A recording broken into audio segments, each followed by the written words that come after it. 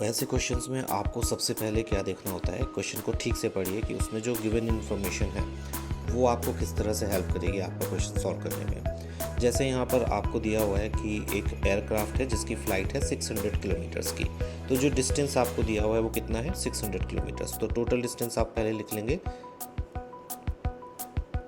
Distance जो cover करना है वो है 600 किलोमीटर्स। ठीक है नाउ।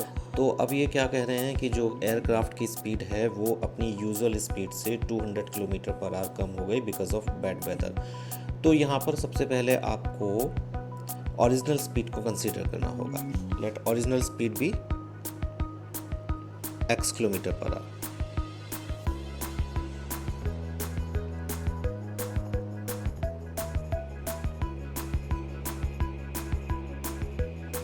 ठीक है, नाउ डिस्टेंस हमारे पास है, टाइम हमारे पास नहीं है।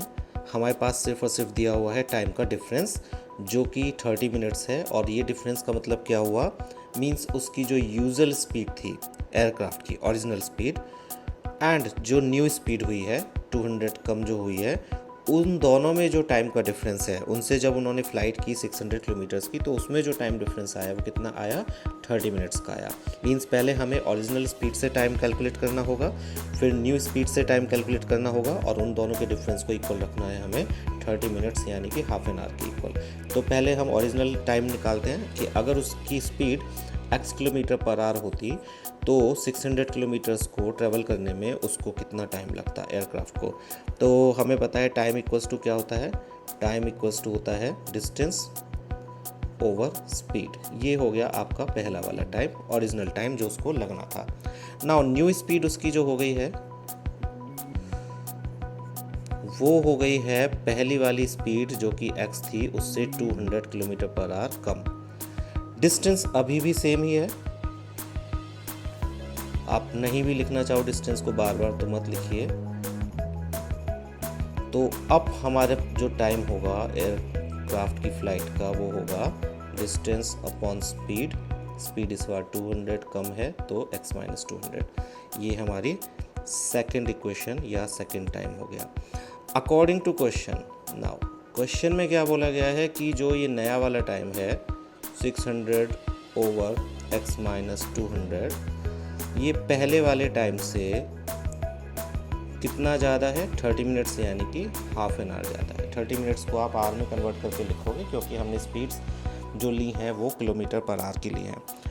तो पहला वाला टाइम जब नए वाले टाइम में से माइनस करा जाएगा, ऑब्वियसली स्पीड कम हुई है तो ये टाइम ज़्यादा होगा, स्पीड पहले ज़्यादा थी तो टाइम कम लगा होगा। तो पहले वाले टाइम को हमें माइनस करना है किस में से, न्यू वाले टाइम में से, और आंसर आना चाहिए उसका कितना, 1/2। ये हमारी इक्वेशन बनाने में अब हेल्प करेगा।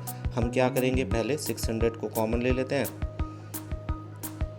और हमारे पास अंदर बचेगा 1 over x minus 200 minus 1 over x equals to 1 over 2। 600 को हमने कॉमन ले लिया है, जो ब्रैकेट्स हैं उनको सॉल्व करते हैं।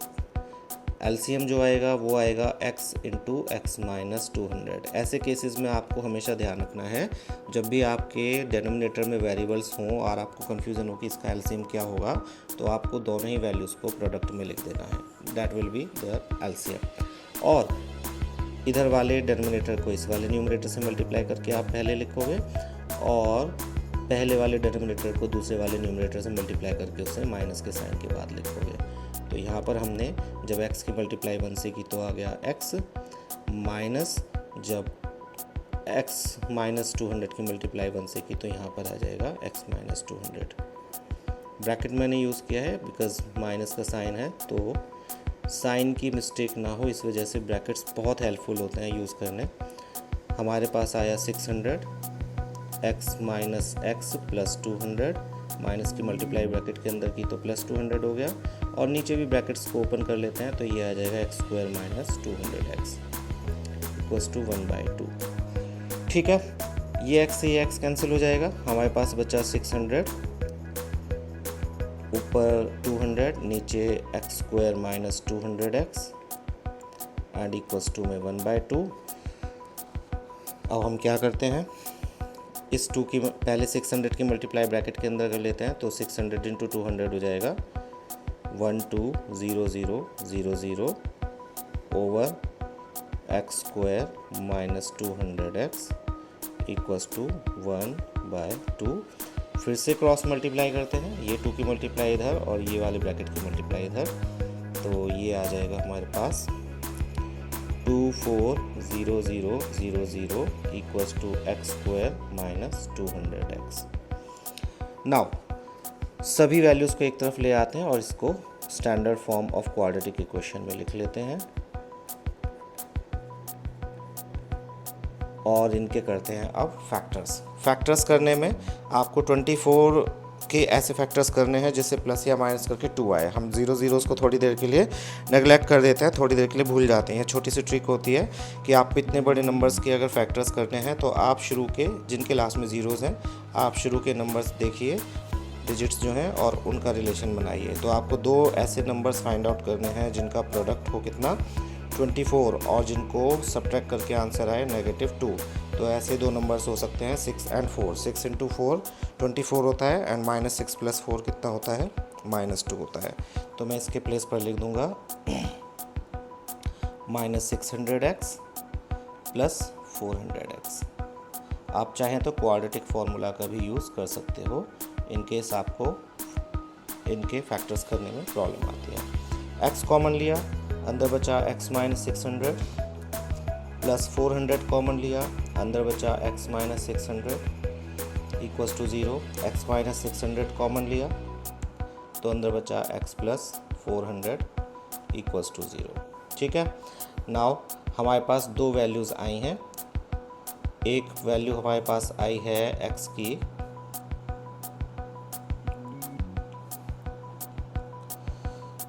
x - 600 इक्वल्स टू 0 रख के, और एक आएगी x + 400 इक्वल्स टू 0 रख के।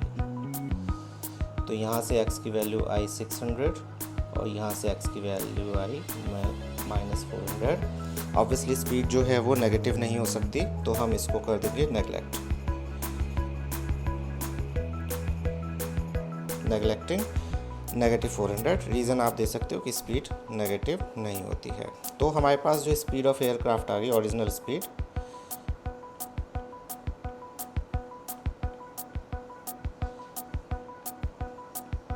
वो आ गई 600 km/h।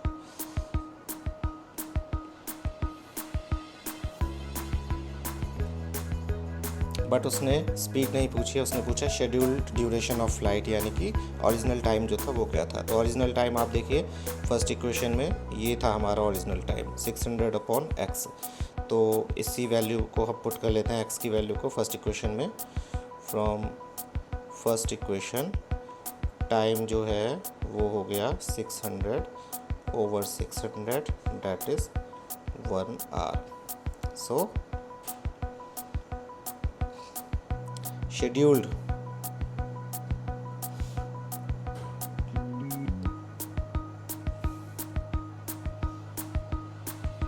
duration of flight is 1 hour।